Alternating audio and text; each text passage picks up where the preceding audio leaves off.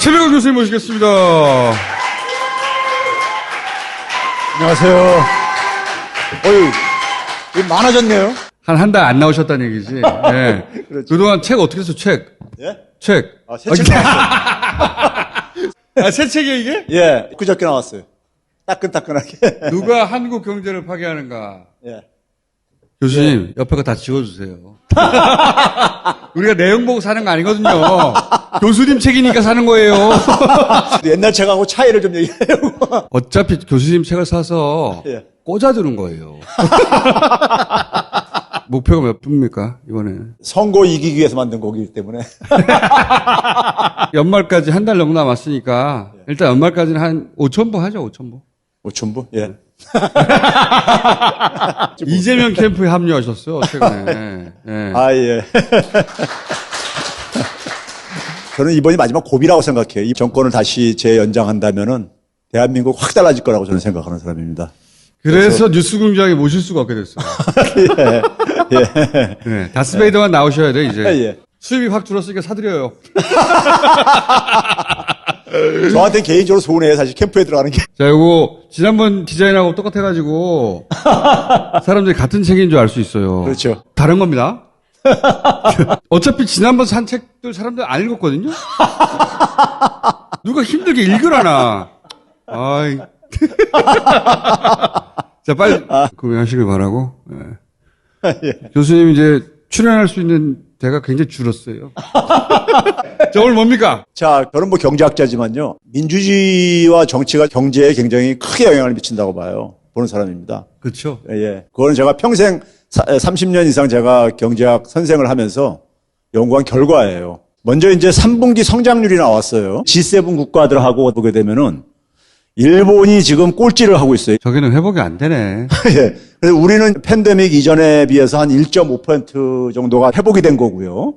근데 이제 일본은 마이너스 2.4%니까는요. 꼴찌고 한국이 1위인데 넘겨보세요. 아베가 이제 2019년 7월 달에 수출 규제로 경제 침략했잖아요. 그 당시에 일본의 GDP가 한 564조 엔 정도 됐었습니다. 근데 지금 보시게 되면 계속 하락을 하고 있어요. 540조까지 떨어졌으니까 늘어도 시원찮은데 줄어들었죠. 푹 떨어진 건 이제 코로나 때문에 훅 그래, 코로나 때문에 떨어졌다는데 회복되는 듯 하다가 다시 꺾였네. 다시 계속 내리막길을 걷고 있다 이거죠. 네. 저는 이게 일본 정치의 실패 때문이라고 생각이 들어요. 일본도 사실은 산업 기반이 강한 나라인데 아베가 집권한 게 2013년 1월 달입니다. 박근혜 정부하고 똑같이 출범을 했었어요. 경제 침략 이전까지 일본의 GDP가 한 64조 엔 정도 증가했었어요. 근데 이걸 하기 위해서 일본 중앙은행이 407조 엔 찍어내가지고 한 64조 엔 뿐이 소득을 못 만든 거예요. 끔찍한 거죠. 근데 문제는 경제 침략 이후에도 한 159조 엔 정도를 더 찍어냈는데 추가로 소득은 21조 엔이 줄어든 거예요. 아베노믹스가 사실상 파산한 거죠. 일본에서도 그런 얘기 나오더라고요. 아베노믹스는 완전히 실패했다. 그렇죠. 돈을 아무리 찍어내도 오히려 소득이 줄어들고 앉아있으니 미칠 노릇이죠. 사실이요. 그렇죠? 굉장히 기분 좋으신 것 같아요. 아니. 왜냐면 2년 전부터 이거 아베노믹스 이미 실패했다고 줄기차게 말씀하셨는데. 예. 자, 이제 봐보세요. 기시다 후미오가 총선에서 승리를 해가지고 소득주 성장을 내걸었어요. 맞아요. 첫 작품이 뭐냐면은 56조 엔이면 600조 원에 가까운 돈입니다. 이거를 그러니까는 투입하겠다 이거예요. 현금 살포예요. 현금 살포. 왜 그러냐면은 아베는 돈을 막 엄청 찍어냈는데 그걸로 경기가 안 살아나니까는 이제 가구들을 지원하겠다 이거죠. 가구들을요.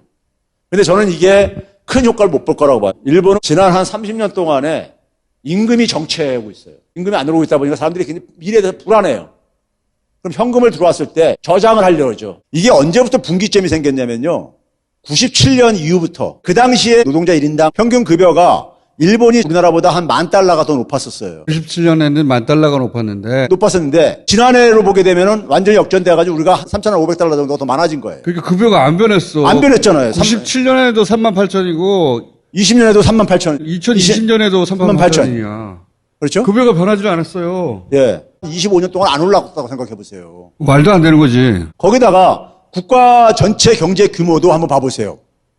97년에 545조였었는데 올해 2분기 기준으로는 오히려 조금 더 줄어들었잖아요. 오히려 그러니까요. 그러니까 국가 경제도 정체해 있고 개인의 삶도 정체하고 있고 이게 거의 한 30년 동안 이렇게 정체하고 있는 거예요.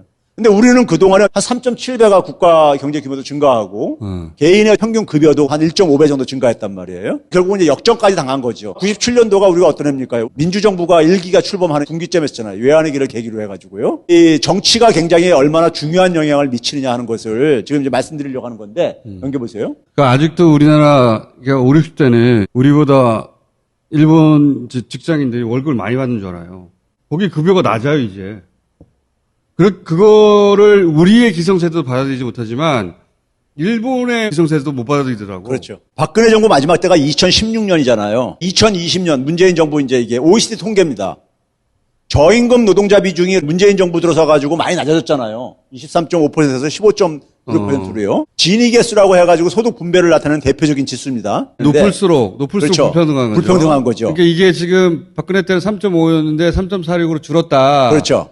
그리고 박근혜 때는 저임금 노동자의 비중이 거의 4분의 1이었는데 이게 15%로 줄었다. 문재인 정부 이전에는 항상 20% 이상이었었어요. 문재인 정부 들어서 가지고 이게 급격하게 떨어진 거예요. 최저임금 인상이라든가 소득조 성장의 결과물이죠, 사실은요. 5분위 배율이라고 해서 상위 20%하고 하위 20% 소득이 몇 배가 되느냐는 것도 많이 줄어들었죠. 이게 이제 빈부격차죠. 이게 상위 20%하고. 박근혜 때는 7배 가까이 됐는데 5.2배 정도 됐다. 예? 그다음에 빈곤율 떨어졌죠. 노인 빈곤율도 떨어지고. 노인 빈곤율도 떨어졌는데 노인들은 근데 여전히 국힘당을 아, 이게 이런 내용이구나. 예. 정권 교체가 되면 일로 돌아간다고요. 이렇게 다시 돌아간다는 거야. 기껏 좋게 만들어놨더니 다시 일로 돌아가고 싶냐? 예. 협박을 정치가 이렇게 중요하다니까요. 자, 또 넘겨보세요. 이렇게 다시 돌아갈래? 예. 이런 얘기구나. 예. 자.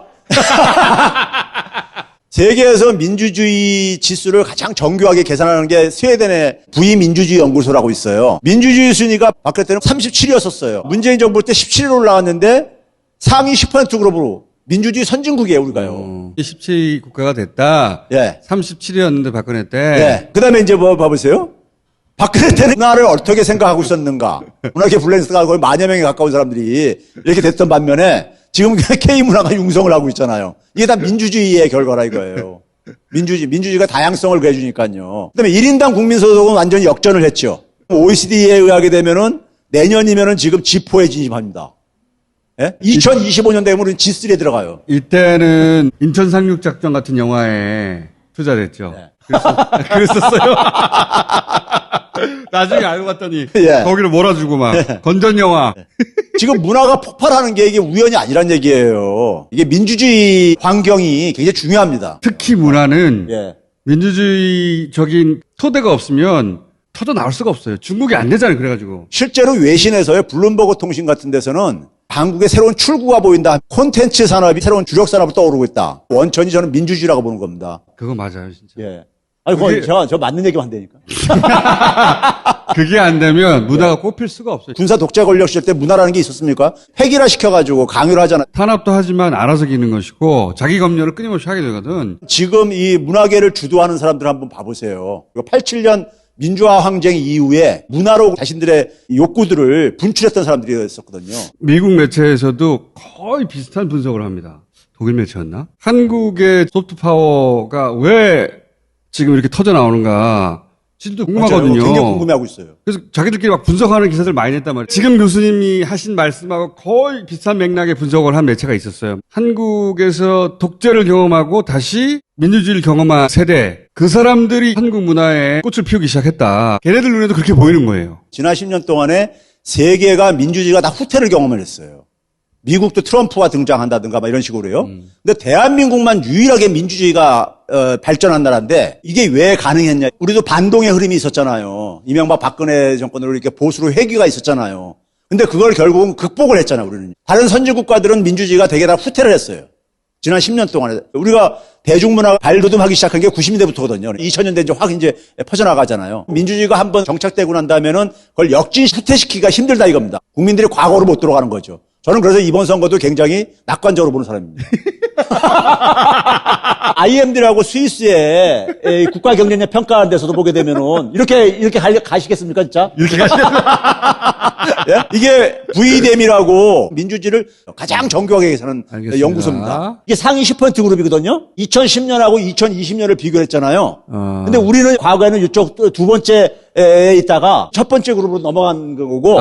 이 욕칸에 있다가 예. 욕칸으로 넘어갔다 우리는. 근데 다른 나라들 봐보세요. 회색이 2010년도고 검은색이 2020년인데 다들 이렇게 미끄러져 내려왔잖아요. 동그라미가 뒤로 갔네 다. 전부 다 민주주의 선진 국가들이잖아요. 덴마크, 스웨덴, 노르웨이 이런 나라들이요. 근데 대한민국만 개선된 거예요. 반면에 지난 10년간에 일본과 미국은 뭐냐면은 상위 10 내지 20% 그룹에 속해 있어요.